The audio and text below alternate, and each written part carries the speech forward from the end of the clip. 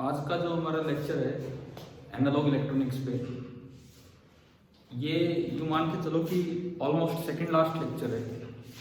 Because आज हम DC regulated power supply तक का काम पूरा कर लेंगे, जिसमें जेनर डायोड कवर हो जाएगा और फिर एक टॉपिक बचेगा ऑप्टो इलेक्ट्रॉनिक डिवाइसेस, जिसके अंदर 3 डिवाइसेस पढ़ने होंगे, LED, photo diode and solar cell. उसके साथ ये पार्ट हमारा कंप्लीट हो जाएगा। तो हम रेक्टिफायर पे थे, वहीं से आगे कंटिन्यू करेंगे। रेक्टिफायर पे हमने फुल वेव और हाफ वेव रेक्टिफायर पढ़ लिए थे। अब उनका एक छोटा सा कंपैरिजन है, कुछ टर्म्स हैं जो हम कंपैरिजन में पढ़ रहे हैं। तो नेक्स्ट हेडिंग आप यूँ डाल लो, comparison of HWR with FWR।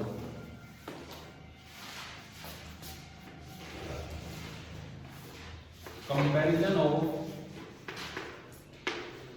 HWR half wave rectifier with FWR full wave rectifier.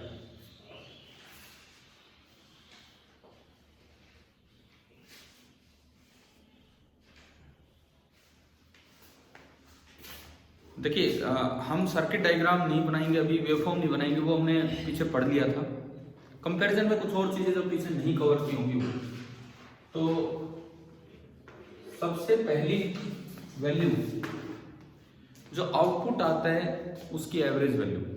तो एक बार आप सोच के बताओ, हाफ वेव रेक्टिफायर में थोड़ी देर करंट था, फिर जीरो हो, फिर करंट था, फिर जीरो हो। फुल वेव में लगातार करंट था, तो किस में एवरेज वैल्यू ज्यादा मिलेगी? किस में एवरेज वैल्यू ज्यादा मिलेगी?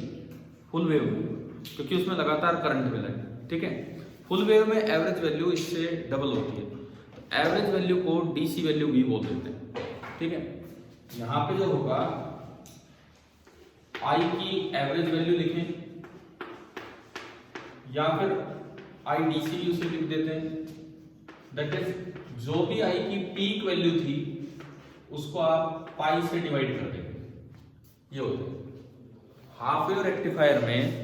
हाफ वेव रेक्टिफायर में जो एवरेज वैल्यू होगी that will B peak value divided by pi. तो फुल वेव में क्या होगी? फुल वेव में क्या होगी? उससे डबल। यहां पे आप लिख देंगे एवरेज आई या फिर I DC that will be equal to 2 by pi times I maximum. पहला पॉइंट ऑफ कंपैरिजन ये आप मेंशन कर देंगे।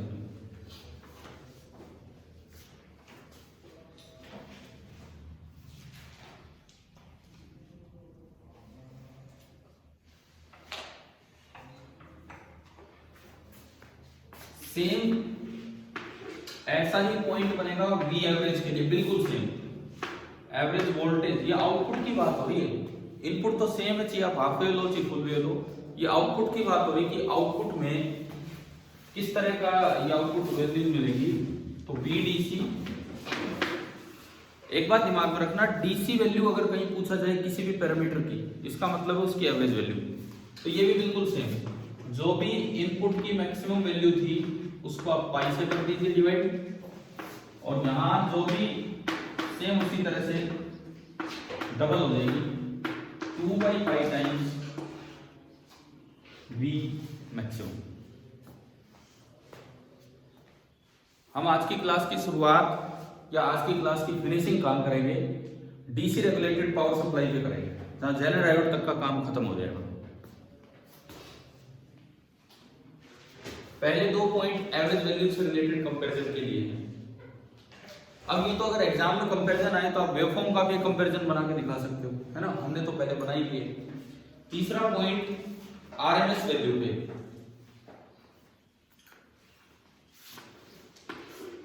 जो करंट की आरएमएस वैल्यू होगी, यहां तो होती है आई मैक्सिमम अपॉन 2, और यहां पे जो आउटपुट करंट की आरएमएस वैल्यू होगी वो ज्यादा होगी। ज्यादा होगी तो डिनोमिनेटर में छोटी चीज आएगी, तो डिवाइड बाई √2। ये तीसरा पॉइंट। चौथा पॉइंट बना दोगे ऐसे? फोर्थ पॉइंट बिल्कुल सेम। जैसे जो वोल्टेज के लिए लिखा वो पॉइंट बनी अपने आप फोर्थ पॉइंट।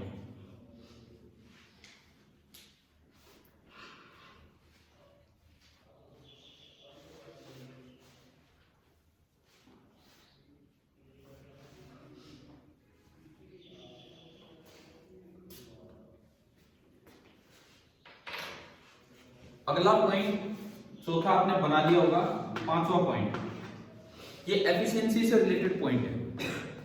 और मैं एक चीज एज्यूम करके चल रहा हूं कि डायोड आइडियल है। ये हमने शुरू में बोला था कि डायोड आइडियल है। आइडियल का मतलब कि उनकी खुद की कोई रेजिस्टेंस नहीं है, इस तरह की चीज हम लेके चल रहे हैं। तो अगर डायोड की रेजिस्टेंस नहीं है तो उस वक्त मैक्सिमम एफिशिएंसी होती है। तो जो इसकी एफिशिएंसी होती है हाफ वेव की, वो होती है 40.6%। चौथा आपने वोल्टेज वाला कर दिया होगा पॉइंट, और इधर जो मैक्सिमम एफिशिएंसी है वो इसकी डबल है, 81.2%, बिल्कुल उससे डबल है, 81.2%।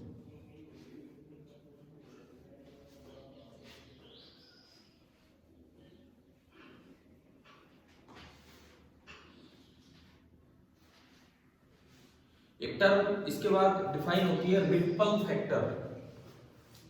हम जस्ट देखो कंपैरिजन में मैं एक भी पुरानी चीज नहीं दे रहा हूं जो हमने उस दिन पढ़ा था कि पिछले लेक्चर में कि क्या है क्या नहीं। जस्ट हम कुछ पैरामीटर्स को कंपेयर कर रहे हैं इनसे रिलेटेड।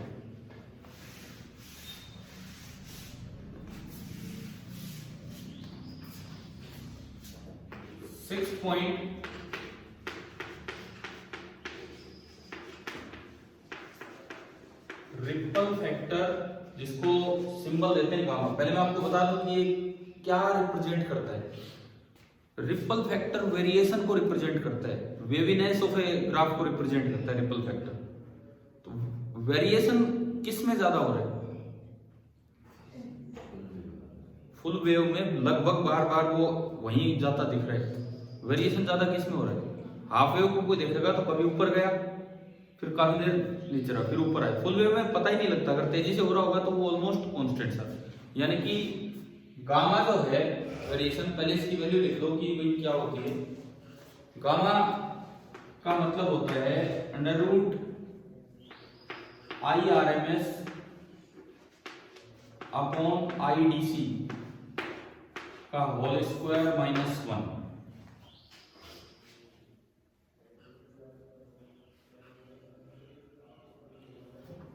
इस IRMS अपॉन IDC को फॉर्म फैक्टर भी बोला जाता है। इस टर्म को फॉर्म फैक्टर भी बोला जाता है। तो इस फॉर्मूले को ऐसे भी लिखा जाता है, under root of form factor का होल स्क्वायर -1।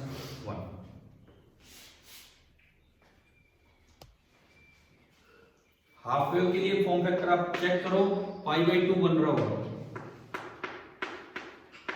देखो एक बार आप IRMS अपॉन IDC देखिए, ऊपर जो पॉइंट लिखे हैं उनसे बन रहे हैं। IRMS अपॉन IDC आप अपने पॉइंट से चेक करो कि फॉर्म फैक्टर π/2 बनेगा। π/2 का होल स्क्वायर -1 करोगे तो ये वैल्यू इधर निकल के आती है 1.21। ये हमें याद भी रखना है। फॉर्म फैक्टर आएगा π/2 और ये आएगा 1.21। बल्कि हम एक डिफरेंस बढ़ा सकते थे बीच में, फॉर्म फैक्टर वाला अलग से ले, कोई बात नहीं। अब यही काम उधर करो, यही काम उधर करो। फॉर्म फैक्टर देखो वहां से क्या होगा।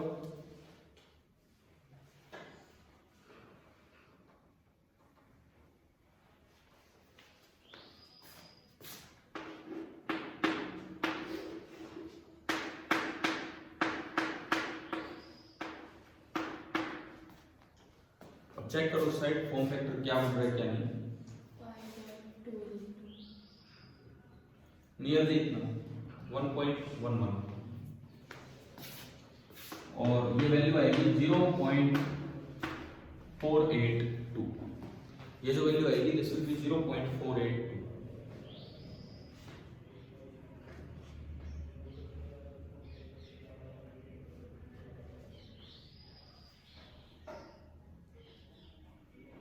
हमने इस एक पॉइंट में 2 पॉइंट ले लिए, फॉर्म फैक्टर का भी डिफरेंस आ गया रिपल फैक्टर का भी। ठीक है, एक आखिरी पॉइंट हम देते हैं। देखो मैंने कितने पॉइंट हो गए इनमें, 6 हो गए शायद, हमारे 7वां पॉइंट आ रहा है। एक भी पॉइंट पीछे वाली क्लास का रिवीजन में मतलब यहाँ नहीं इंक्लूड किया है, तो डिफरेंसेस तो आप और बढ़ा सकते हो वहां से कुछ पॉइंट ऐड करके। ये सारी कुछ एक्स्ट्रा इन्फॉर्मेशन है इन दोनों रेक्टिफायर्स के बारे में। तो जो अगला हमारा पॉइंट है उसे बोलते हैं पीक इनवर्स वोल्टेज। तो next number 7, peak inverse voltage.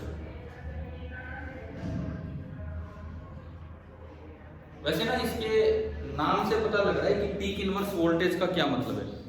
Inverse का मतलब है कि जब कोई डायोड रिवर्स बायस होगा तो पीक का मतलब है उसके पास मैक्सिमम वोल्टेज कितनी आएगी। अगर कोई डायोड रिवर्स बायस्ड है तो उसके पास मैक्सिमम वोल्टेज कितनी आएगी। तो इधर हाफ वेव में अगर वो V मैक्सिमम है तो उधर होगी ट्वाइस ऑफ V मैक्सिमम। कारण क्या है, उधर हम सेंटर टैप ट्रांसफार्मर यूज कर रहे थे तो उसमें दो जगह से जुड़ के और वो एक के पास ही आ जाती है। क्योंकि एक तो आपको याद होगा 2 डायोड थे, ऊपर और एक नीचे। एक अगर फॉरवर्ड बायस है तो नीचे वाला कैसा रह गया था, रिवर्स। तो सारी की सारी वोल्टेज वहीं जाके अपीयर हो रही थी। अब वो ट्रांसफार्मर का सेकेंडरी एक नहीं 2 सेकेंडरी की तरह काम कर रहा था, एक ऊपर वाला पार्ट और एक नीचे। तो जो डबल वोल्टेज है वो जाके इकट्ठी हो रही थी। तो हमें तो केवल वैल्यू से मतलब है, यहाँ पे नाम से समझ आ गया क्या है। देखो मैंने एक भी टर्म की डेफिनेशन नहीं लिखवाई, मैंने रिपल फैक्टर बोला, बस समझाया आपको कि ये वेवीनेस के बारे में बताता है, लेकिन कैसे निकालते हैं डायरेक्ट बोला। पीक इनवर्स वोल्टेज का मतलब बताया, लिखवा में नहीं रहा हूं बिकॉज कम चांसेज हैं कि इन चीजों पे कोई सवाल है, कम चांसेज है, इसीलिए बस मैं इसको समेट रहा हूं यहाँ पे। पीक इनवर्स वोल्टेज का मतलब है कि जब कोई डायोड रिवर्स बायस होगा रेक्टिफायर में तो उसके पास पीक वैल्यू वोल्टेज की कितनी पहुंच रही है। ठीक है, तो पीक इनवर्स वोल्टेज इधर तो लिख दो V मैक्सिमम और फुल वेव में लिख दो 2 टाइम्स V मैक्सिमम।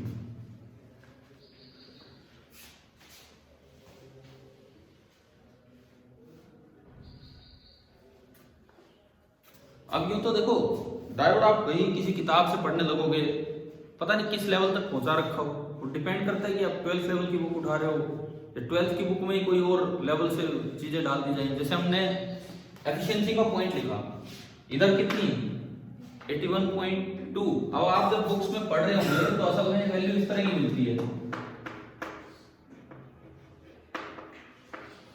कि ये मैक्सिमम हटाओ। फुल वेव रेक्टिफायर की एफिशिएंसी होती है 81.2 upon 1 plus diode resistance upon load resistance. Load resistance लगाया था क्लास में बाहर। अब डायोड रेजिस्टेंस अगर आइडियल है तो आर डायोड कितना मान लेते हैं, 0, और 0 मानते ही कितना आएगा 81.2। ऐसे इधर होता है 40.6 upon 1 plus R D by R है। तो रियल अगर डायोड है चाहो तो ये पॉइंट ऐड कर सकते हो कि फॉर प्रैक्टिकल डायोड्स ईटा इधर का हो जाएगा 40.6 upon 1 plus R diode by load resistance percentage.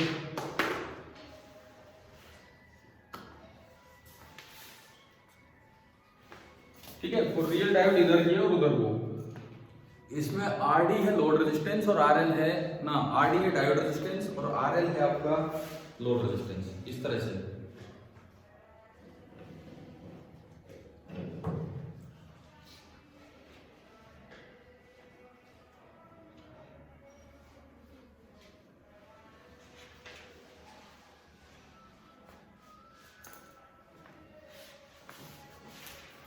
अब देखो हमने रेक्टिफायर पढ़ लिया पूरा। रेक्टिफायर का पर्पस था कि एसी को डीसी बनाना, परंतु बात यह है कि ऐसा डीसी किसी काम का नहीं है जो इस रेक्टिफायर ने बना के दिया है।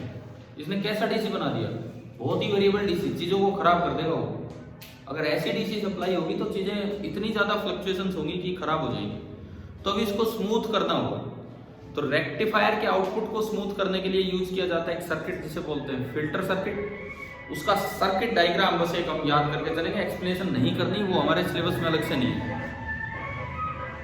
लेकिन एनसीईआरटी बुक में मेंशन्ड है तो हम उसको पढ़ेंगे। अच्छा, दूसरी बात, आपने इसको तो फिल्टर आउट कर दिया, लेकिन कभी कभार इनपुट में फ्लक्चुएशन होगी, उससे भी आउटपुट ना प्रभावित हो, इसके लिए हम यूज करते हैं रेगुलेटर, जिसे बोलते हैं वोल्टेज रेगुलेटर, और जो जेनर डायोड काम करेगा। ठीक है, तो ये कुछ चीजें हैं तो इनको अलग अलग अभी मैं पढ़ाऊंगा, लेकिन क्योंकि अब रेक्टिफायर आप पढ़ चुके हैं तो अब एक हेडिंग डालो डीसी पावर सप्लाईज।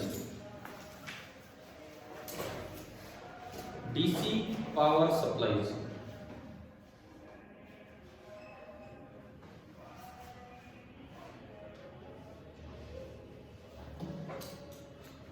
देखो इसमें एक बड़ा सवाल ये बन सकता है, बड़ा नहीं छोटा सा सवाल, कि अब क्यों इतना कन्वर्जन कर रहे हो, पर डीसी पावर सप्लाई चाहिए, डीसी बैटरी ले आओ।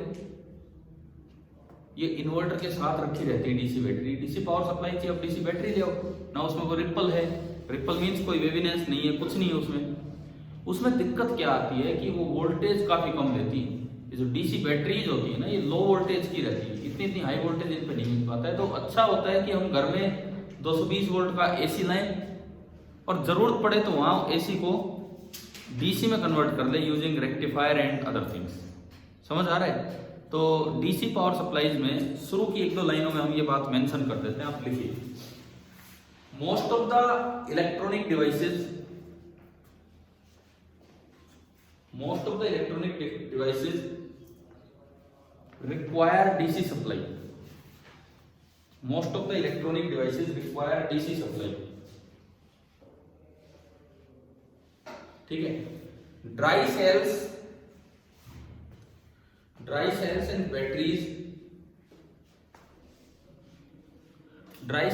batteries give ripple free DC. Dry cells and batteries give ripple free DC, बिल्कुल ripple free DC देते हैं, but their voltages are low, voltage कम होती है। सो मतलब मैंने आपको ना एक क्वेश्चन का आंसर लिखवा दिया, ये लगा दो सवाल बता के कि क्या है। So it is better to convert 220 volt AC into DC.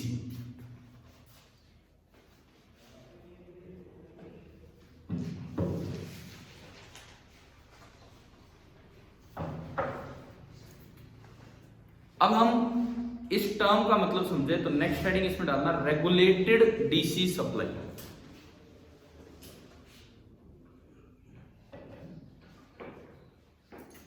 Regulated DC supply का क्या मतलब है? चाहे तो इनपुट में फ्लक्चुएशन हो और चाहे लोड ज्यादा करंट ले ले। डीसी में प्रॉब्लम ये भी हो जाती है, लोड ने ज्यादा करंट ले लिया तो वोल्टेज उसके पास कम आएगी, कारण करंट ज्यादा ले लिया। अब डीसी बैटरी बाहर ईएमएफ जितनी वोल्टेज थोड़ी देती है, वो तो ई माइनस आई आर देती है, पता ही हमें। डीसी बैटरी जो होती है बाहर ई जितनी वोल्टेज नहीं देगी, बल्कि वो एज ए सोर्स काम कर रही है, तो ई माइनस आई आर। और अगर लोड ने करंट ज्यादा खींच लिया तो ई माइनस आई आर कम होगा ज्यादा होगा? अगर लोड ने करंट ज्यादा खींच लिया तो ई माइनस आई आर कम होगा, तो हर चीज के पास सप्लाई कम हो जाएगी, तो वो ढंग से काम ही नहीं करेगा, कोई बल्ब है वो ग्लो नहीं कर पाएगा अच्छे से। समझ रहे हो? तो रेगुलेटेड डीसी सप्लाई का क्या मतलब है कि इन चीजों पे करंट डिपेंड ना करे, मतलब इन चीजों पे वोल्टेज की वजह डिपेंड ना करे। लिख लीजिए the DC terminal voltage, the DC terminal voltage should remain almost constant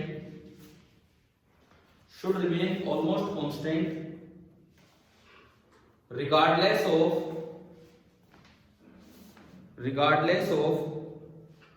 amount of current drawn from it.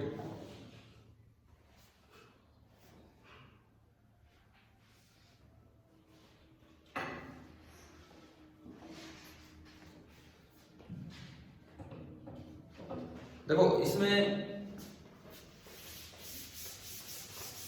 अगर हम एक डीसी रेगुलेटेड पावर सप्लाई के पार्ट्स को दिखाएं कि इसमें क्या क्या होता है। सबसे पहले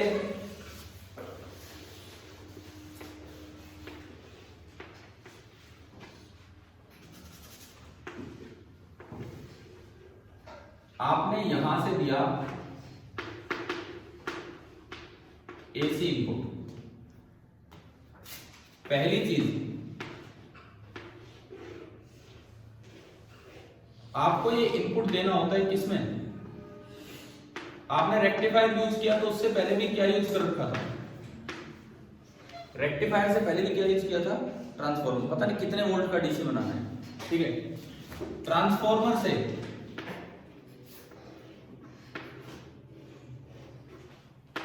ये चीज डालनी होगी किसमें? रेक्टिफायर में। ट्रांसफॉर्मर तो हम बहुत पहले पढ़ चुके होते हैं ईएमआई के समय। क्या रेक्टिफायर अभी पढ़ लिया हमने?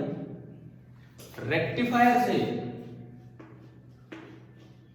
ये जो आउटपुट आएगा, इसमें रिपल बहुत ज्यादा है, उसको स्मूथ करने के लिए इसे एक सर्किट में डालना होता है, जिसे क्या बोलते हैं? Filter circuit. फिल्टर उसे स्मूथ कर देगा, लेकिन अगर इनपुट में फ्लक्चुएशन है तो उनको कंट्रोल नहीं कर पाएगा। उसको कंट्रोल करने के लिए एक सर्किट होता है जिसको नाम दिया जाता है वोल्टेज रेगुलेटर। ये वोल्टेज रेगुलेटर एक कंट्रोल डीसी आउटपुट देता है। फिर किसके पास कितने डीसी चाहिए वो देखने के लिए लास्ट में उसे बोल देते हैं वोल्टेज डिवाइडर। एंड यहां से आपको एक कांस्टेंट डीसी आउटपुट मिल रहा होता है, जिसके पास भी जैसी भी डिवाइस होगी, ये आपको मिल गया ripple free DC, constant DC, ripple free DC. अब इसमें हम कितना क्या कुछ पढ़ चुके हैं। अगर हम अपनी बात करें यहां तक, देखो ये हम कवर कर चुके हैं, पहले ही कभी हो चुका होता है ईएमआई के समय। रेक्टिफायर हमने अभी कवर किया, ठीक है। फिल्टर डिटेल में नहीं पढ़ना, जस्ट उसको सर्किट डायग्राम से हम याद कर लेंगे। आपके एनसीईआरटी बुक में केवल ब्लॉक डायग्राम दिया, फिर भी मैं आपको बता दूंगा क्या है। हाँ, इसमें हम जो डिटेल में जाना है जिसमें, वो कौन सी डिवाइस है? Voltage regulator. वोल्टेज डिवाइडर कुछ भी नहीं है। एक बार आपने मान लो 100 वोल्ट डीसी बना दिया, तो वोल्टेज डिवाइडर क्या है? Rheostat type arrangement. उस 100 वोल्ट डीसी को एक रजिस्टर के पास लगा दो, उसमें से अलग अलग टर्मिनल निकाल दो, भाई 50 वोल्ट इसको दे दी, 30 वोल्ट इसको दे दी, तो वो होता है आपका वोल्टेज डिवाइडर। तो अभी हम 5 से 10 मिनट इस पे लगा के फिर वोल्टेज रेगुलेटर पे ऑलमोस्ट आधा घंटा पड़ेगा, ठीक है। और उसके साथ हमारा एडीसी पावर सप्लाई वाला काम खत्म हो जाएगा। फिर केवल ऑप्टो इलेक्ट्रॉनिक डिवाइसेस बचेंगे, जो अगली क्लास में होगा। जो लास्ट टॉपिक होगा हमारा एनालॉग इलेक्ट्रॉनिक्स का। इस तरह से बना लिया आपने। ये आपकी डीसी रेगुलेटेड पावर सप्लाई है।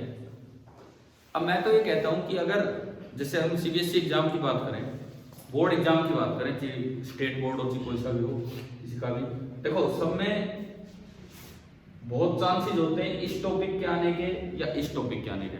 बहुत चांसेस होते हैं बोर्ड एग्जाम में या तो रेक्टिफायर है या फिर ये जनरल वाला टॉपिक है वोल्टेज रेगुलेटर। तो मैं तो ये कहता हूं कि चाहे ये आए कि वो है, आप कम से कम क्वेश्चन की शुरुआत इस ब्लॉक डायग्राम से करो। हाँ, बस उसमें से फिर एक पार्ट उठा के अपना एक्सप्लेन कर दो। समझ आया? नहीं तो क्या होता है यार, ये नहीं पता होता कहाँ पे क्या है। हाँ, इतना बना क्या होगा तो चेक करने वाले को भी लगेगा हाँ भाई पूरी नॉलेज है। इस तरह से समझ आया? ध्यान रख लोगे ये चीज। बोर्ड एग्जाम में चाहिए ये वाला टॉपिक आए, चाहिए ये वाला टॉपिक आए, आपको एक बार ये ब्लॉक डायग्राम दे देना है कि क्या है क्या है।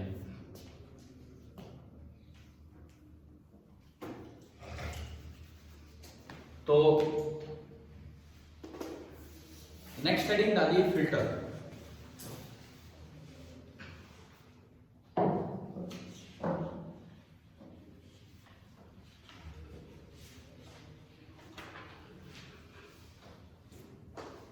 फिल्टर का काम क्या है? पल्सेशन या रिपल्स को रिमूव करना। तो फिल्टर में एक लाइन लिखो, its function is to remove the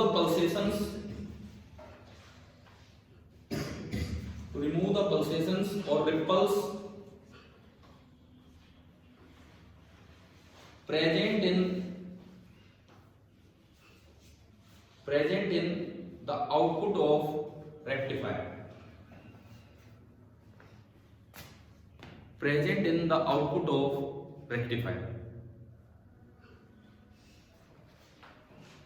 अब इसमें देखो बहुत ही लिमिटेड सी चीज हमें पढ़नी है कि क्या सर्किट डायग्राम होता है और वेवफॉर्म डायग्राम, बस। ठीक है, दो तरीके होते हैं। रेक्टिफायर से जो आउटपुट आ रहा है डायरेक्ट आप लोड तक ना पहुंचाओ, या तो पहले लोड के पैरेलल में एक कैपेसिटर लगा दो, या लोड के सीरीज में क्या लगा दो, एक इंडक्टर। आपने पढ़ा होगा इंडक्टर की ये प्रॉपर्टी होती है, it opposite sudden change in current. Inductor opposite sudden change in current. तो जो पल्सेशन आनी इंडक्टर एकदम से उन्हें इतना होने ही नहीं देगा, तो बाहर ऑलमोस्ट कैसा करंट मिल जाएगा आपको, स्मूथ करंट मिलेगा। या फिर आप पैरेलल में लगा दो कैपेसिटर। कैपेसिटर जल्दी से डिस्चार्ज नहीं होता, तो कैपेसिटर डिस्चार्ज होने में टाइम लगाएगा, उसके टाइम कांस्टेंट के अकॉर्डिंग उतनी देर पैरेलल में आपने कैपेसिटर लगा दिया लोड के साथ। पैरेलल में अगर दो चीजें होंगी तो वोल्टेज दोनों के पास सेम होगी। कैपेसिटर के पास एक बार वोल्टेज आ गई, अब वो वोल्टेज डाउन जानी चाहिए, परंतु कैपेसिटर इतनी जल्दी डिस्चार्ज नहीं होता है, तो वो अपने आसपास वो वोल्टेज बना के रखेगा, तो इससे लोड को सहायता मिलती है। तो मैं आपको अगर डायग्राम बना के दिखाऊं, फुल वेव के साथ यूज करते हैं। हाफ वेव तो आसान है, हाफ वेव में तो क्या है, हाफ वेव में तो आगे आराम से आपको लोड दिखता ही है।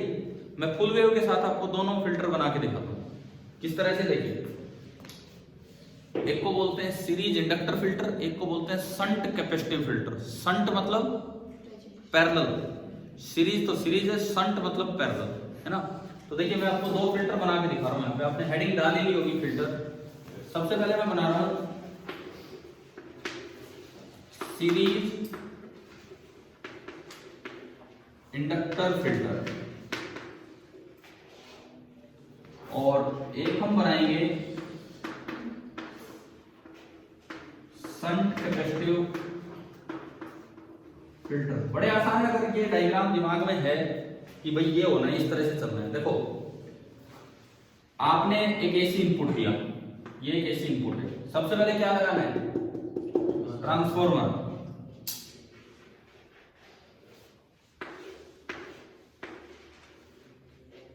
इसके बाद रेक्टिफायर।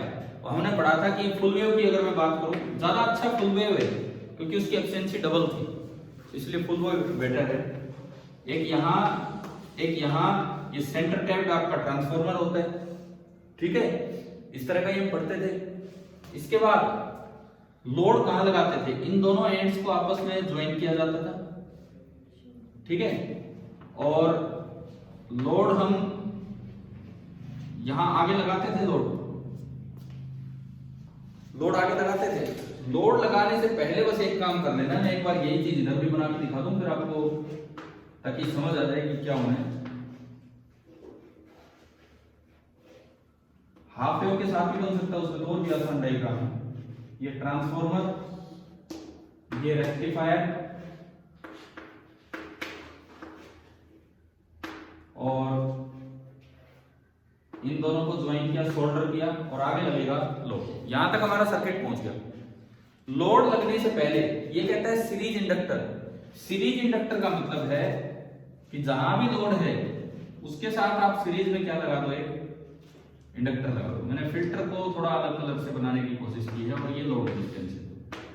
ये तो आपका कौन सा फिल्टर है, सीरीज इंडक्टर फिल्टर, ठीक है। और यहां क्या करना है, जहां भी लोड आएगा उसके पैरेलल में आप क्या लगा दो, एक कैपेसिटर। ये आपका कौन सा फिल्टर होता है, संट कैपेसिटिव फिल्टर। के डायग्राम आ गए समझ। यूं तो एक पाई फिल्टर भी होता है, उसमें दो कैपेसिटर एक इंडक्टर। इतना डिटेल में हमें जाने की जरूरत नहीं है, बस हम ये दो बेसिक बातें याद रखें कि भाई ये दोनों सर्किट डायग्राम है।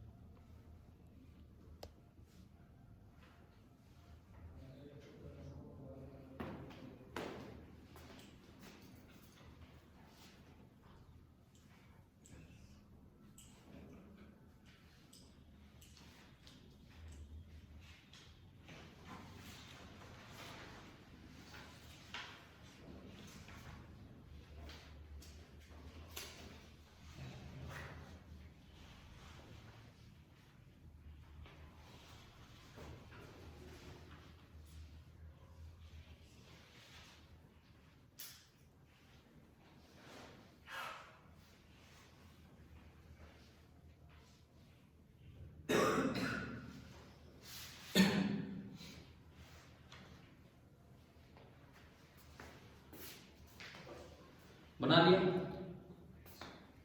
अब चाहे ये वाला हो तो ये वाला हो, मैं वेवफॉर्म बना कर दिखाता हूँ कि किस तरह से काम करते हैं।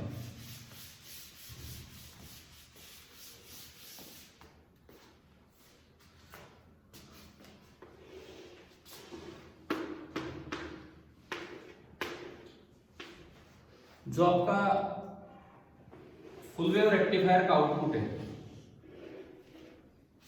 This is the output of full wave rectifier. हमने ये direct output of full wave rectifier हमने डायरेक्ट लोड को नहीं दिया, पहले उसको किस में से निकाला है, जिसको हमने क्या नाम दिया है, पहले हमने उसको किस में से निकाला है,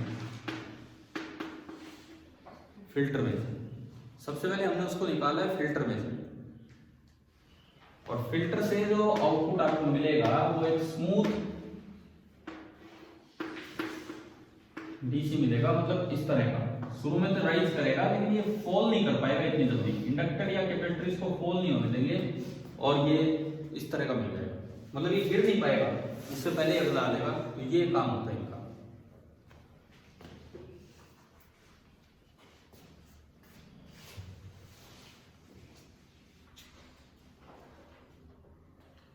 अब एक बार अपनी किताब निकालिए एनसीईआरटी, जहां पे शायद मेरी बुक में पेज नंबर 485 है,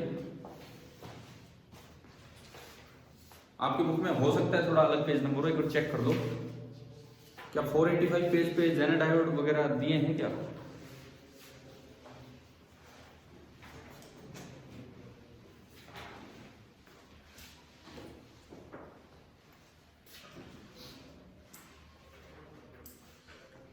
हाँ भाई, 485 पेज पे दे रखे हैं क्या जेनर डायोड और ये सब?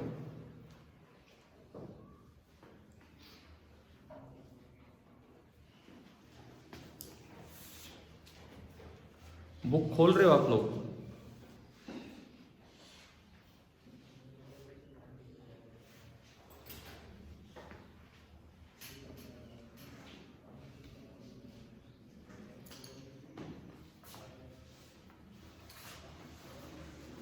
आप में से किसी बच्चे ने किताब खोली अभी?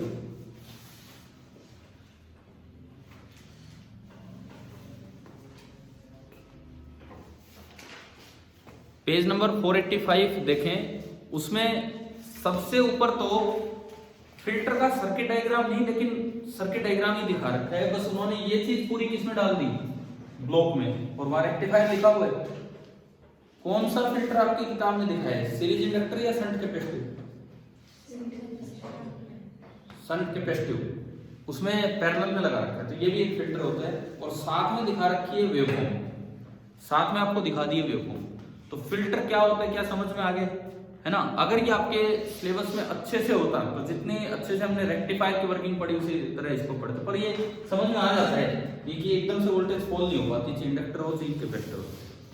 ठीक है, अब ये बताओ मेन पर्पस किसने सोल्व किया है, मतलब एसी को डीसी में कन्वर्ट फिल्टर ने किया है कि रेक्टिफायर ने?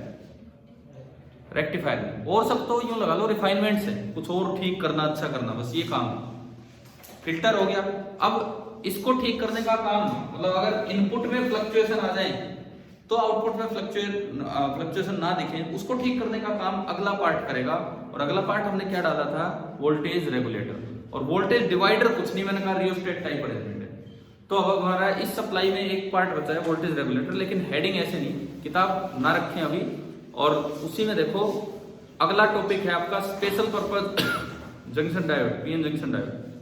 इसमें दो चीजें हैं, एक तो जेनर डायोड और फिर उसकी एप्लीकेशन होगी as a voltage regulator. And then उसके बाद है ऑप्टो इलेक्ट्रॉनिक डिवाइसेस, जिसमें हमें तीन चीजें पढ़नी होगी। एक बार किताब पे नजर डाली हुई आप लोग, इसमें तीन डिवाइसेस दे रखे होंगे, ठीक है?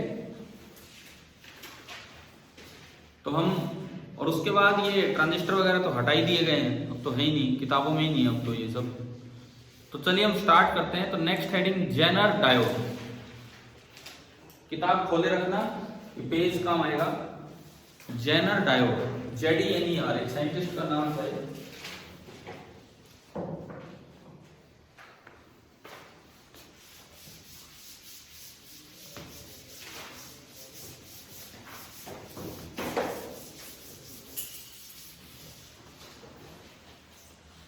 फिर आप लोग रिप्लाई क्यों नहीं देते हो एक भी चीज का,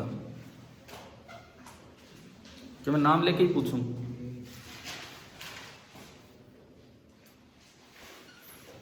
किसका नाम ले इनमें से? गर्वित आप बताओ भाई, बुक खोल रखी है क्या? Yes sir. तो बोला तो करो, मैं कई बार पूछ रहा हूँ। क्या गर्वित आप वाली बुक में ट्रांसफॉर्मर ना ट्रांजिस्टर दिया है क्या इसके आगे, या सीधा डिजिटल स्टार्ट हो रहा है उसके बाद? मेरे पास क्या कह रहे हो? पीडीएफ है सर, मेरे पास नई बुक। नई बुक है? पीडीएफ है मेरे पास नई। ठीक है ठीक है। यस। उसमें क्या, उसमें ट्रांजिस्टर वगैरह हैं? ट्रांजिस्टर, एम्पलीफायर, ऑसिलेटर, स्विच, या सीधा इन स्पेशल पर्पज के बाद आगे डिजिटल स्टार्ट हो गया? डिजिटल स्टार्ट हो गया। चलो ठीक है, तो बस ये हमारे लास्ट ही टॉपिक्स हैं, सेकंड लास्ट टॉपिक चल रहा है अभी। तो नेक्स्ट टॉपिक जो हमने अभी स्टार्ट किया दैट इज जेनर डायोड।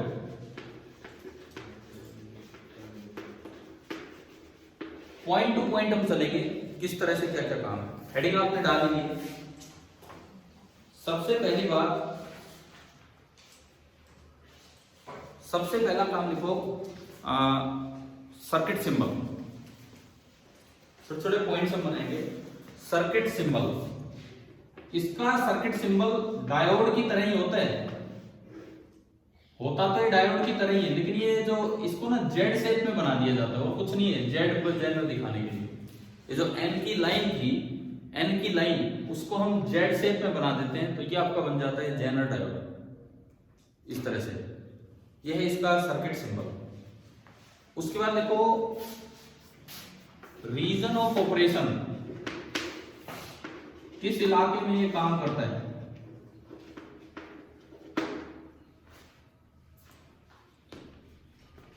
तो ये वहां काम करता है जहां कोई डायोड काम नहीं कर सकता है। रिवर्स में भी ब्रेकडाउन रीजन में, तो रीजन ऑफ ऑपरेशन में लिख दो रिवर्स ब्रेकडाउन रीजन।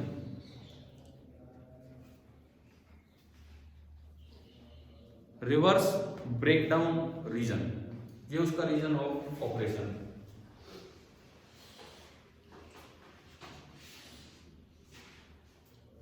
नेक्स्ट इसमें लिखना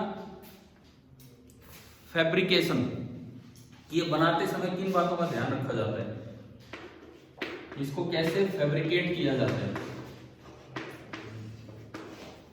फैब्रिकेशन, और इसमें लिख दो P and N sides are heavily doped.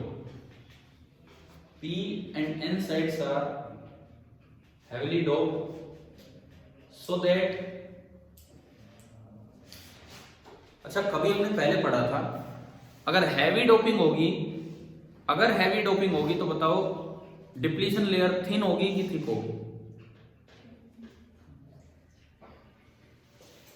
अगर हैवी डोपिंग होगी तो डिप्लीशन लेयर थिन होगी, थिन, पतली। हमने कभी पढ़ा था कि अगर भीड़ भाड़ ही ज्यादा हो जाएगी तो खाली इलाका नहीं बच पाएगा, तो डिप्लीशन लेयर थिन होगी। अगर डिप्लीशन लेयर थिन होगी तो बैरियर फील्ड स्ट्रॉन्ग होगा कि वीक होगा? स्ट्रॉन्ग। बैरियर फील्ड का फॉर्मूला था barrier potential upon thickness. Barrier potential upon thickness, thickness जितनी कम होगी बैरियर फील्ड उतना ही स्ट्रॉन्ग होगा। क्या ये चीजें पीछे जब हमने पीएन जंक्शन के वो ग्राफ वगैरह बनाए थे उनमें सीखे होंगे ये चीजें, ठीक है। तो ये लाइन अपनी कंप्लीट हम करते हैं। फैब्रिकेशन में लिखा आपने P and N side heavily doped so that the depletion region formed is very thin, so that the depletion region formed is very thin। Bracket में ये लिखना less than 10⁻⁻⁶ metre, and the barrier field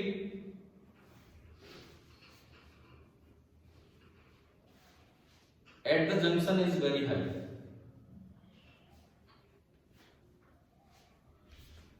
bracket में लिखना nearly 5 into 10⁻⁶ volt पर metre,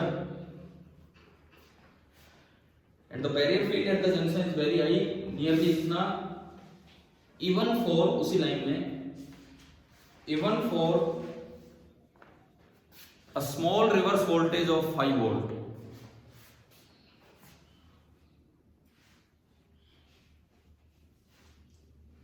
Given for a small reverse voltage of 5 volt. मतलब थोड़ी सी भी आपने रिवर्स वोल्टेज लगाई तो वो बैरियर फील्ड को सपोर्ट करेगा और इतना स्ट्रॉन्ग फील्ड हो जाता है। 5 वोल्ट लगाने पे भी बहुत स्ट्रॉन्ग फील्ड हो गया, जो कि ब्रेकडाउन के लिए सफिशिएंट है। ठीक है, उसके बाद mechanism of breakdown. Mechanism of breakdown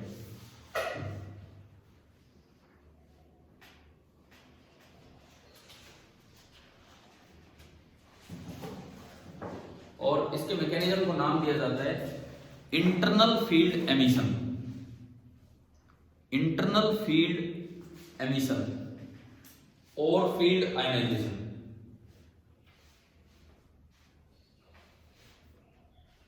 internal field emission और फील्ड आयनाइजेशन। इसमें क्या होता है सुनो, आपने अभी पढ़ा कि डोपिंग हैवी कर दी। डोपिंग हैवी कर दी तो उससे डिप्लीशन लेयर बहुत थिन है, तो उससे बैरियर पोटेंशियल ना बैरियर फील्ड बहुत ही ज्यादा हो गया। अब 5 वोल्ट और लगाओगे तो और बढ़ेगा, और वो देखो इस रेंज में चला गया। ये ब्रेकडाउन के लिए सफिशिएंट फील्ड होता है 10 to the power 6 वाली रेंज। यहाँ पे क्या होगा, जो होस्ट एटम होगा, होस्ट एटम मतलब जो अभी तक इलेक्ट्रॉन को बांध के रख रहा था, जो होस्ट एटम होगा, ये फील्ड इतना स्ट्रॉन्ग है कि इलेक्ट्रॉन को वहां टिकने नहीं देगा और इलेक्ट्रॉन होस्ट एटम को छोड़ के चला जाएगा, और एक साथ बहुत सारे इलेक्ट्रॉन रिलीज होंगे, तो बहुत ही ज्यादा इलेक्ट्रॉन और होल्स वहां बनेंगे, जिससे स्ट्रॉन्गली एक सडन करंट फ्लो कर जाएगा। ये होता है। ठीक है, तो इसमें एक लाइन आप ये लिख दीजिए, क्या होता है, the electric field of the order of 10 to the power 6 volt per meter, of the order of 10 to the power 6 volt per meter is sufficient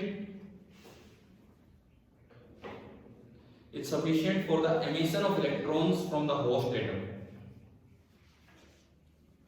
It's sufficient for the emission of electrons from the host atom.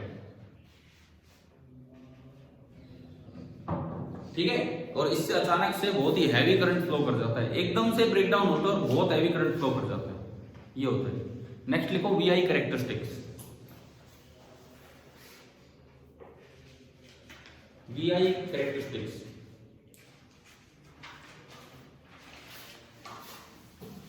मैं just आपकी book का जो एक page है उसको cover करवा रहा हूं, थोड़े पॉइंट्स बनवा के, और कुछ नहीं, थोड़े से पॉइंट्स बनवा के।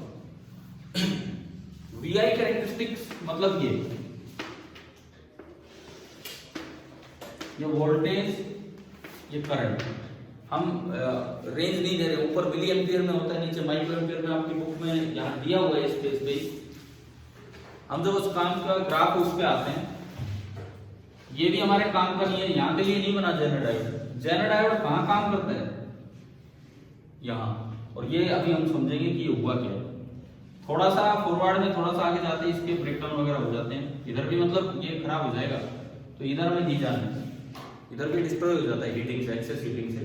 लेकिन ये इसका मेन ऑपरेशन पॉइंट है, और आपने इसको वीवीआर नाम दिया था पीछे, ब्रेकडाउन वोल्टेज। हाँ, फिलहाल ये जेनर डायोड है। ब्रेकडाउन दो तरह का होता है, ये जेनर ब्रेकडाउन है जो फील्ड के कारण हुआ है। सुनो बस एक लाइन जो मैं बाद में लिखवा दूंगा, ये जेनर ब्रेकडाउन है जो फील्ड के कारण हुआ है। कई बार क्या होगा, डोपिंग हैवी नहीं थी, डोपिंग हैवी नहीं थी तो क्या डिप्लीशन लेयर थिन होगी कि थिक होगी, थिक होगी, तो बैरियर फील्ड स्ट्रॉन्ग होगा वीक होगा, वीक होगा, तो वहां पे फील्ड इतना स्ट्रॉन्ग नहीं होता है, वहां फिर कोलिजन्स की वजह से ब्रेकडाउन होता है, उसे बोलते हैं एवलांच ब्रेकडाउन। एवलांच का मतलब तूफान आना, यहाँ भी तूफान ही आया, लेकिन यहाँ साइंटिस्ट के नाम पे रख दिया और कुछ नहीं। ठीक है, तो इस ब्रेकडाउन वोल्टेज को नाम दिया जाता है जेनर ब्रेकडाउन। मैं इसी में कंपैरिजन करते हुए एक चीज आपको दिखा देता हूं कि अगर ये थिन वो रहा होता, मींस सॉरी लाइट डोपिंग की होती, लाइट डोपिंग, हल्की डोपिंग, तो ब्रेकडाउन इतनी जल्दी नहीं होता, और तब बस मैं डैश से आगे लिखूंगा, डैश से, और तब ये ब्रेकडाउन आगे जाके होता, तब ये ब्रेकडाउन आगे जाके होता है। जस्ट एक कंपैरिजन हम दे रहे हैं, और यहां पे लिख रहे हैं कि भाई ये जो है this is called Zener breakdown,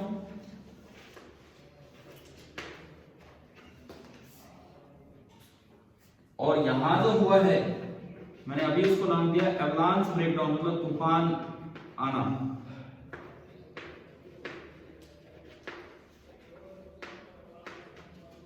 ये इनमें होगा, ये होगा फॉर लाइटली डॉक्ड जंक्शंस, और ये किन में होता है, फॉर हेवीली डॉक्ड जंक्शंस। दोनों का मैकेनिज्म अलग है, इसका हमने पढ़ लिया, इसमें कोलिजन होते हैं, वो हमें पढ़ने की जरूरत नहीं है, ठीक है, इस तरह से। तो ये कंपैरिजन भी हो गया दो अलग अलग जंक्शंस का।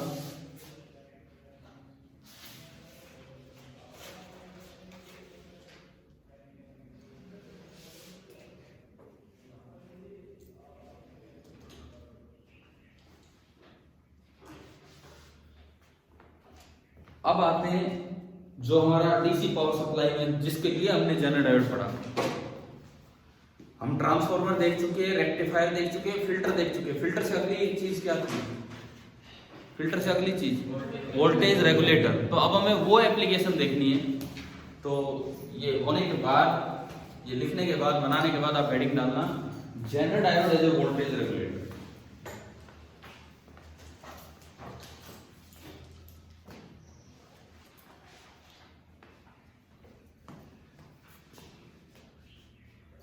Zener diode as a voltage regulator।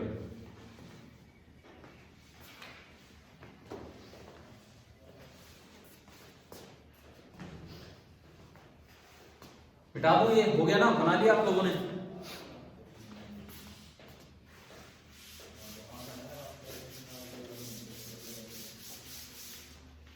देखिए,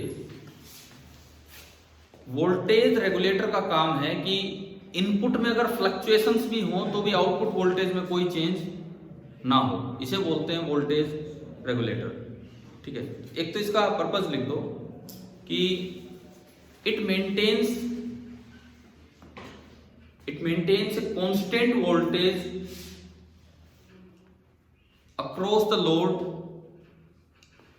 it maintains a constant voltage across the load even if the input voltage is fluctuated,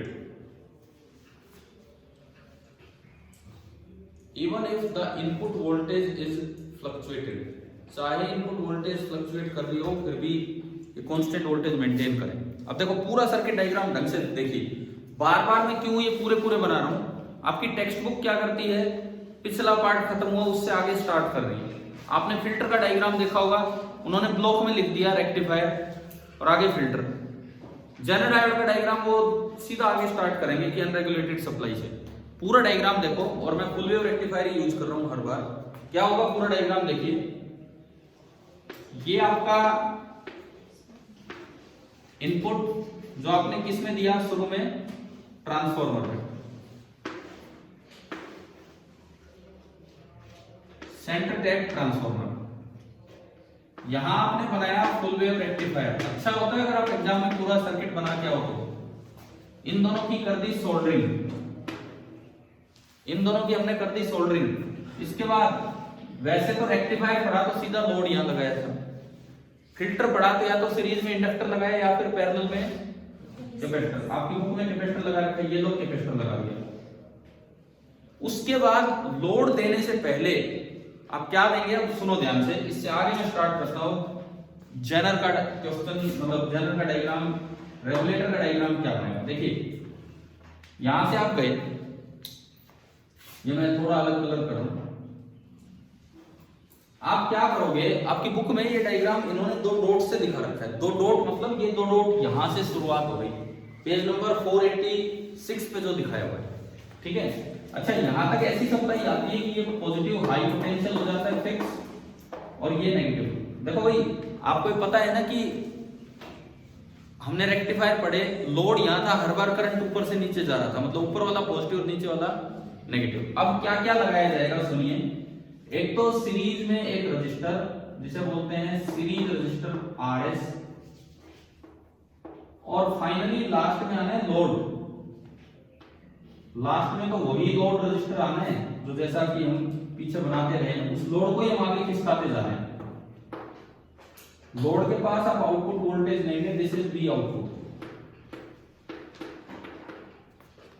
लेकिन इसके पैरेलल में अब आपको एक और चीज लगानी होती है, जेनर डायोड। इसके पैरेलल में आपको लगानी होगी जेनर डायोड। जेनर डायोड को फॉरवर्ड वाइज करना है कि रिवर्स वाइज, बताओ। रीजन ऑफ ऑपरेशन आप पढ़ के आए हो? अच्छा जी, रीजन ऑफ ऑपरेशन आप पढ़ के आए हो अभी। किधर काम करता है Zener diode? Reverse breakdown region में। तो रिवर्स वाइसिंग करनी है, तो ये पॉजिटिव ऊपर है, तो ऊपर डायोड का एन रखें कि पी रखें? एन रखना होगा हमें। तो डायोड का एन ये था जेड से, और नीचे डायोड का पी। क्या सर्किट डायग्राम बड़ा क्लियर है कि नहीं? अब आपकी बुक में, एनसीईआरटी टेक्स्ट बुक में यहां से डायग्राम दिया हुआ है, यहां से, और उसमें तो प्लस माइनस भी मेंशन नहीं कर रखे जो शायद करने चाहिए।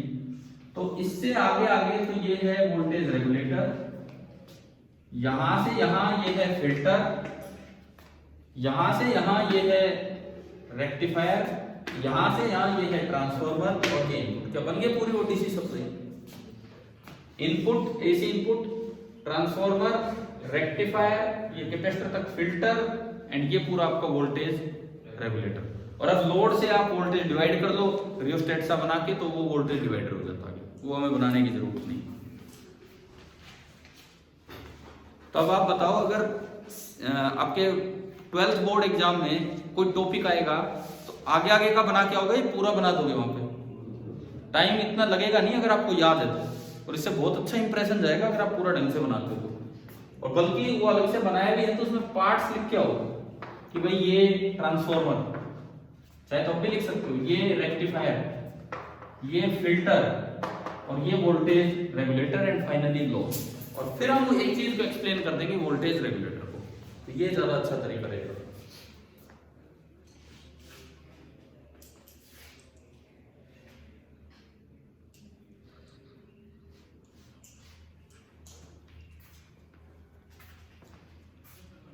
हमने हेडिंग डाली है Zener diode as a voltage regulator. बना लिया भाई, सर्किट बना लिया? सर हाँ जी बोलिए। बोर्ड में तो हटा रखा है जेनर डायोड। जेनर डायोड भी हटा दिया गया इस साल? Yes sir. तो फिर कौन सा टॉपिक बचा है इस साल बोर्ड में? इसमें वो है ऑप्टो इलेक्ट्रॉनिक डिवाइसेस, वो है सर। ठीक है, तो कोई बात नहीं। देखो, हमने बीच में एक भी ऐसा टॉपिक नहीं छोड़ा है जो बोर्ड में हटाओ। रेडियो एक्टिविटी हटा रखी थी, लेकिन हमने ढंग से पढ़ा है मॉडर्न फिजिक्स में। ट्रांजिस्टर तो किताब में से ही हटा दिया है, मतलब ट्रांजिस्टर तो अब आना ही नहीं है, तो इसलिए वो छोड़ रहे, नहीं तो हम वो भी पढ़ते। तो बाकी हमने कई जगह पोलराइजेशन हटा दिया बोर्ड ने, हमने तो पूरा पोलराइजेशन पढ़ा था, क्योंकि वो चीजें नीट और आईआईटी इन एग्जाम से नहीं हटी, परंतु ट्रांजिस्टर हट जाएगा क्योंकि वो बुक से ही हटा दिया गया, ये कारण है। ठीक है, तो बोर्ड में रेक्टिफायर है क्या?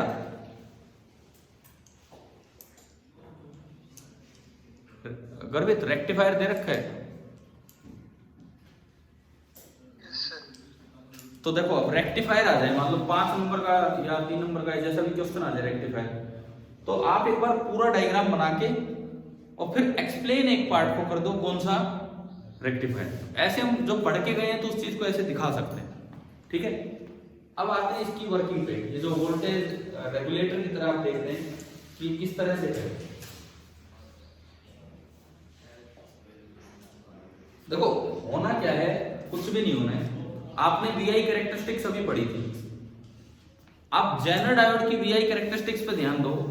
वो एक स्ट्रेट लाइन आ रही थी सीधी, उसके रीजन ऑफ ऑपरेशन में वो एक स्ट्रेट लाइन आ रही थी। स्ट्रेट लाइन आने का क्या मतलब है? चाहे करंट वेरी करता रहे, वोल्टेज कितनी उसके पास? कांस्टेंट। भाई ये जो आपने एक ग्राफ बनाया था अभी, ये हमारा रीजन ऑफ ऑपरेशन है।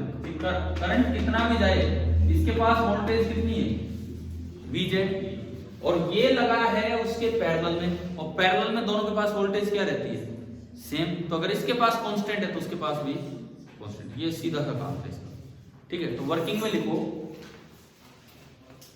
In the breakdown region, in the breakdown region, the Zener diode maintains a constant voltage. The Zener diode maintains a constant voltage Vz across it. Maintains a constant voltage Vz across it, and it is connected in parallel with the load. And it is connected in parallel with the load, so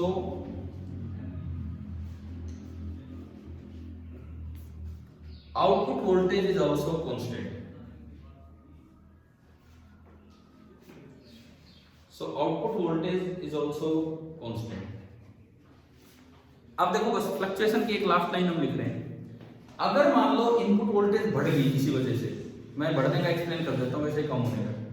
input voltage बढ़ गई तो ये current बढ़ेगा यहाँ से, लेकिन जो current बढ़ेगा वो लोड में से नहीं बढ़ेगा, लोड में से नहीं बढ़ेगा। बढ़ा हुआ करंट सारा कहां से निकल जाएगा, जेनर में। जेनर तो कितना भी करंट झेल पा रहा है, बढ़ा हुआ करंट सारा जेनर में से निकल जाएगा, और बाहर करंट क्या रहेगा, कांस्टेंट ही रहेगा, ठीक है। तो आप ये लिखिए कि if the input voltage increases, if the input voltage increases, then the current should increase. If the input voltage increases, then the current should increase. But the increased value of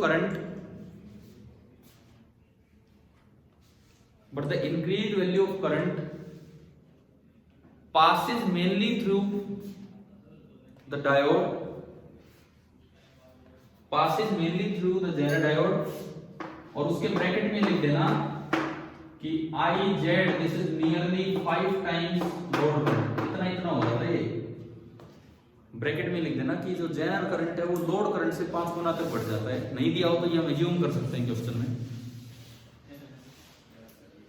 ठीक है। But the load current remains the same, but the load current remains the same. Load current जो है वो बिल्कुल same रहता है, clear. अब बात आती है यार करंट सेम है, वोल्टेज भी तो बढ़ेगी, फिर करंट सेम कैसे? तो वोल्टेज नहीं बढ़ेगी लोड के पास। कारण क्या है, जेनर क्या बढ़ने देगा अपने पास वोल्टेज? ये अभी ग्राफ बनाया, क्या जेनर के पास वोल्टेज बढ़ पाएगी? नहीं बढ़ पाएगी। तो फिर वो बढ़ी हुई वोल्टेज गई कहां? उसका भी रीजन सुनो। करंट ये बढ़ा है, ये जो करंट है ना ये बढ़ा है, परंतु इस बढ़े हुए करंट का ज्यादातर हिस्सा किसमें से निकल गया? जेनर में से। लेकिन ये करंट बढ़ा है तो IRS ये ड्रॉप तो बढ़ गया, तो जो एक्स्ट्रा वोल्टेज आई थी वो ड्रॉप किसके पास बढ़ जाएगा? इस सीरीज रजिस्टर के पास। दोबारा से सुन लो, इनपुट वोल्टेज बढ़ी तो उससे करंट बढ़ा, बढ़े हुए करंट का ज्यादातर पार्ट तो किसमें से निकल गया? जेनर में से, तो इसमें से करंट नहीं बढ़ा। अब बात आती है कि इनपुट वोल्टेज भी तो बढ़ी होगी, वो कहां गई फिर? तो वो क्योंकि ये करंट बढ़ गया तो उसका ज्यादातर पार्ट कहां क्लियर हो जाता है? इसके पास और इसके पास तो थोड़ा सा। एक बार आप केवल इसको ध्यान दो, ये एक छोटा सा सर्किट है, ये यहां वो है जो फिल्टर का आउटपुट आ रहा है, यहां वो है जो लोड के पास जाना है, वो जेनर वोल्टेज के बराबर है। तो अगर यहां वोल्टेज बढ़ी और यहां नहीं बढ़ी तो बढ़ी हुई कहां गई? यहां वोल्टेज बढ़ गई और यहां नहीं बढ़ रही क्योंकि तो बीजेड फिक्स है, तो बढ़ी हुई कहां गई? यहाँ। क्यों बढ़ी? यहाँ क्योंकि आई बढ़ गया, और आई बढ़ गया तो आई इंटू आर। समझ आ रहा है क्या? यूं लिख दो इसमें, द एक्स्ट्रा वोल्टेज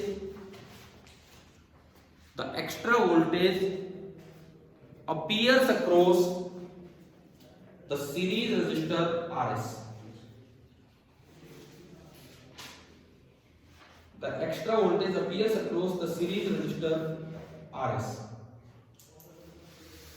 अब एक आज का फिनिशिंग काम कर रहे हैं। सोल्ड एग्जांपल अपनी बुक में देखो, जस्ट जेनर डायोड के बाद एग्जांपल 14.5। एग्जांपल 14.5